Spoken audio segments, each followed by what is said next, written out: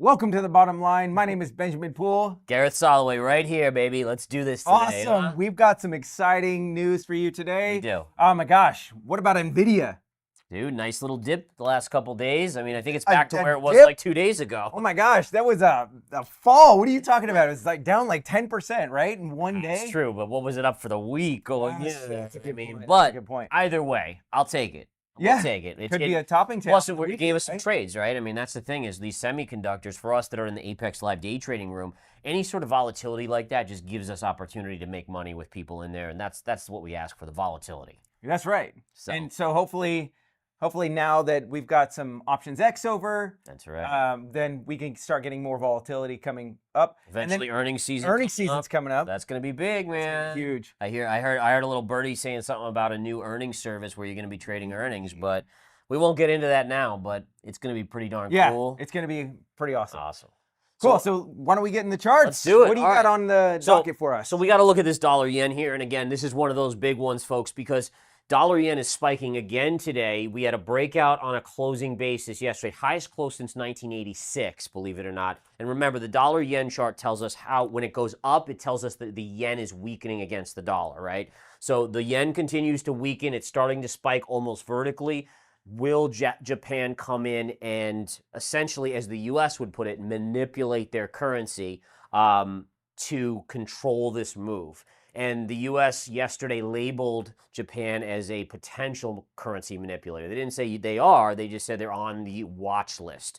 So the point being here is that this might not seem like a big deal to most of us, but this is the backbone. Like once you get into these currencies of different countries and everything's tied to debt, right? Because to support their currency, Japan would ultimately dump U.S. bonds and dollars, and that can have repercussions over here. So there's like a lot going on here that I want us to watch. Basically the level now, right? So we've already taken out the highest close right here.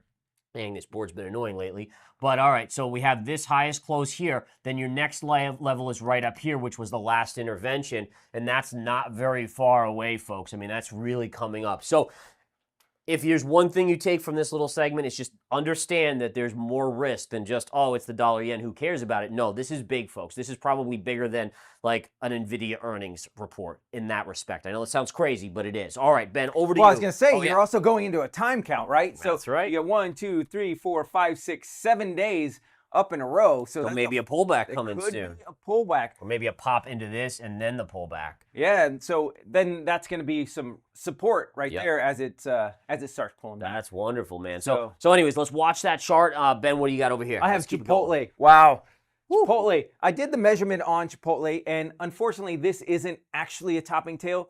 Now, the reason this is not a topping tail, and I did put an article saying it was, because it's pretty close, but the body of this candle is a little, got my mustache still on there, is a little bit too high right here. So the body is in above the 50% mark for a topping tail. So unfortunately, it is not a topping tail. However, this is a really good reversal on Chipotle Mexican Grill. So you had this upsloping trend line right here. It broke out above it. And so now what I expect, now that we've got this top in, a retrace is scene of crime. The really interesting thing is you've got the 618 right here at 24.21. So, and then you've got this upsloping trend line. I can see in Chipotle coming back down to retest this scene of the crime. You're going to get a lot of support on that level. So something to watch for. Now, would I play this Chipotle as a topping tail? Absolutely. This is on the weekly time frame. So if it were to retrace right back to the midline, I would actually play this as a topping tail, and I would short it probably down to the 618 retrace. So this would be a great swing trade. Yeah, it's looking very, very, very top heavy. All right, jump over here. Let's go over this chart right here. Bitcoin down under pressure today, guys. So look at this upsloping trend line. And again, if you've been following the game plan, you know that I've had a lot of other lines, but I wanted to simplify it for the bottom line today so we can get to the bottom line. But here, in any case, you can see there's a trend line right down here, and this is the one that we just saw a breakdown of, right? So we have this little pivot low right down here on the chart. Here it connects right through this lowest point, and look, we've now broken below that. So this does make Bitcoin vulnerable. All right, generally when we were hovering above this line, it looked like bullish consolidation. You could still make that case, right? I mean, maybe it's still inside of this bigger move, but it does make it vulnerable to maybe a move down towards this lower 50 to 52,000 range, which really, if you connect these lines here, right? So this low here to this low, that's where you have that target. Now, again, I'm still waiting to see what the next day or so holds for this. Does it confirm the breakdown, which right now it would? But either way, Bitcoin showing some weakness in the chart. And I think the biggest thing in this is if the markets do pull back, and right now NVIDIA is pulling back, markets are down a little bit today, not much, but if we get a bigger pullback, does that drag Bitcoin down? All I know is I'll tell you one thing. There's probably about a 90% chance that if we get down here, I will be a buyer right in this 50,000 range. There's a lot of support there. Now, granted, probably likely a swing trade, but still a good level. All right, I'm going to kick it back to Ben. Boom! All right, here we go on NVIDIA. I know you guys are all waiting for the NVIDIA chart. Of course. So, I thought Gareth was going to bring it out, but he didn't, so it's on me. All right, so here is similar to the Chipotle chart. Right here is a 50% retrace. I mean, the 50% level for this, the high to the low. The body is still outside of the 50% in the upper range, which means that NVIDIA weekly cannot be a topping tail either. Again, it's a really good reversal signal. And like I was mentioning on the dollar-yen chart, you've got 1, 2, 3, 4, 5, 6, 7, 8 up days. Usually it reverses on the 7th, but this one, maybe this one is the best candle, so maybe we start here. But either way, this is a great reversal signal for NVIDIA. Again, this is another chart that I would play at around the 50%. I would actually wait until it got to the red bar high for a potential swing trade on this, and then you can see some further downside. So the top is looking really good for NVIDIA as far as tag me in. Yeah. Boom. All right, right over here to our gold chart. We're getting some WWE action going here. We'll have to do some body slams later. But in any case, what we got here, guys, is gold. Now, gold had this beautiful move outside of this little downsloping trend line, and you had this bearish the channel right here. It closed above yesterday. Didn't confirm, though. The confirmation signal is #1. But look at what happened. Today, it's getting rejected, and you're getting reversal candle to the downside, putting us right back in here. So it looks like the bulls got kind of faked out here just a little bit. This is why I use confirmation. It was not a confirmed breakout. And we're going right back down here. And that means the bears are going to, assuming we close here on gold, and granted, there's still some time in the day, but really, if we close back down here, the bears retake control, and you have to start favoring again. Before we did that yesterday, this was favoring a down move.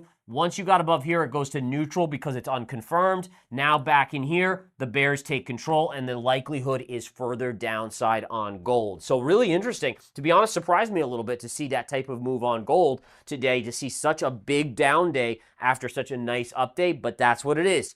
But this is looking good as far as like an inside bar pattern, right? So you've got this big red bar. That's what it is, right? Yeah, you got this big red bar candle. So you've got all these buyers who are sitting in here because in order to get a big red bar candle like that, you have a lot of selling pressure.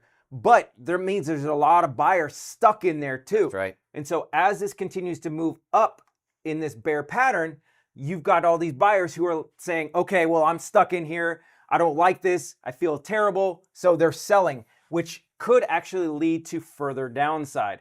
You do still have this support level right around the 2280 level, but if it breaks that, I think it's got a little bit further downside. This is a great bear pattern. So when you're trading inside bar patterns, one thing you can look for is this is kind of a measured move. So you take this move right here, and if you can get this at the high, you can take this exact same measurement for another red bar candle. So that's something interesting to watch for, to see if there's another red bar candle that mimics that red bar candle as well. Absolutely. And then ultimately, if we do, let's just take it one step further. If we do break down here on the chart of gold, there's a very clear level right over here, which would be, oh, there we go. So see this flat consolidation. This is what I call a shelf, because basically if you were to drop something like a ball, it goes right down here and it kind of stays right there. So that technically should be some support in there. And if we draw that out, it's right around 2190. So if we do break this orange trend line that's right around here, right at these lows, that would be your pretty crystal clear next support. Doesn't mean it's not going to break there, but that would be where buyers likely would step up. Well, that's where you would step up. That's where I'll step up. Yeah, absolutely. I mean, seems like a great opportunity. Okay, so we have a Microsoft chart right here. So it's in an upsloping wedge pattern. So you've got this low right here, this pivot low, connected with this pivot low, and then it hasn't quite hit on the third time. So Microsoft right now, and you've got this pivot, kind of the wedge pattern on the upper end. So NVIDIA is selling off, Microsoft is staying strong. We had this question of who do you think is going to be the largest market cap? I think it's going to be Microsoft. As you can tell, it's staying strong when the rest of the semiconductors are falling off the cliff. So if it can go back up, let me see where this level is. I'm going to zoom out just a hair. See here, give me one sec. Here it is. Okay, so my next level upside target would be $455.92. I would probably wait for a pierce, probably right around 456 for a rollover. You're going to get some support right here because you got this green bar candle. But ultimately, I think it's going to come back down to right around the $400 level. This would be the third hit of this upsloping trend line. And so I actually do expect a further upside move just because it favors that. Probably stay in this wedge pattern a little bit longer until ultimately it decides which way it's going to go. It's either going to go to the upside and break out or downside and break down. But ultimately my target is 455 to 400 bucks. Amazing, So, amazing. yeah, that's what I have on Microsoft. All right, It's so staying strong though. it is staying strong. So let's talk some of these bigger names here, like Google, right? I mean, everyone talks about NVIDIA these days, but I feel like some of these others aren't getting enough love. So we're going to take a look at Google here, or Alphabet. And take a look at this, guys. So notice how today Alphabet's getting a bid. It's likely because money flow is coming out of NVIDIA, so it's looking for these other, or money flow is coming out and looking for these other big names. If you look at where Alphabet's been, it's kind of been sideways from this high, just going sideways, but now it's pushing up to almost, I think it hit a new all-time high today. But to me, looking at this chart, there's not a ton of upside. You have this line here, connect it right through this high right here, right through here, and the resistance is probably around 184 to 185. It's at 180 right now, so maybe a little bit more upside. And then let's take a look at Amazon. Amazon's an interesting chart here. You have this classic channel, and the biggest thing when I see a channel like this is what happens if it breaks. And if it breaks, watch out below. So right now it's still holding. Respect it, right? Because it's holding. You have this low here, these highs all along here, and then this secondary low and this third low here, and we kind of kissed it right there. But again, as long as it's in here, you have to respect it. It could go back up. It could rally like this. But if it breaks, that's where you get your bigger move down. So you really have a decisive trend line here to watch about which direction or which favorability. So again, as long as it's above support, you think, okay, maybe it floats up. That could happen. But if it breaks, that's where you can get that bigger breakdown of the channel and the pattern formation. All right? I'm really liking that because you see the first hit of the trend line, you got the second hit, third hit, it tried to break below, and then you've got all this choppiness along the bottom edge. So if I would have to guess on which way that this chart was going to go, I would say this thing favors the downside. And if I was going to have a downside target, probably about 175 at least initially. And then I think this gap's already been filled, and so you're going to have this one candle right here. That's a big gap. Is that level? Right around 160? Yeah, I mean, that might be a little downswing, but like 160, 155 right in that vicinity. Yeah, if this breaks, that would be amazing, folks. Yeah, if this breaks, it should flush out pretty well. Should. Right? Okay, so then the next one we're going to talk about is Apple. Apple, again, another good weekly chart close. Although if this tail would have gone up a little bit more, oh man, this would have been beautiful, because then this could have been an actual topping tail. But unfortunately, it can't be a topping tail either on the weekly chart. However, it is in the upper channel. So you've got this hit, and this is a line that Gareth had drawn in, this trend line. So at 220, the even number, top of the parallel. So this is actually favoring the downside as well. So my downside target is 182.71. You've got this nice gap fill here.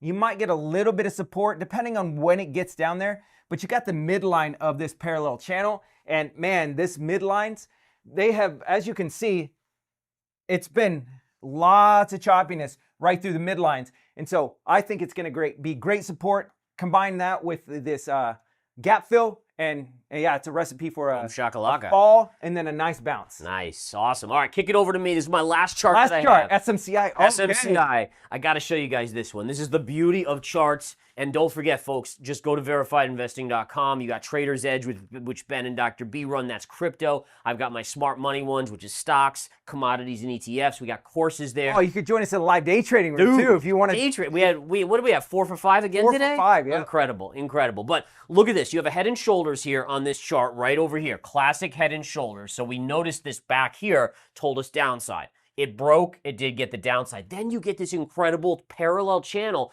Look at how price, see, this is what we call the neckline right here, neckline.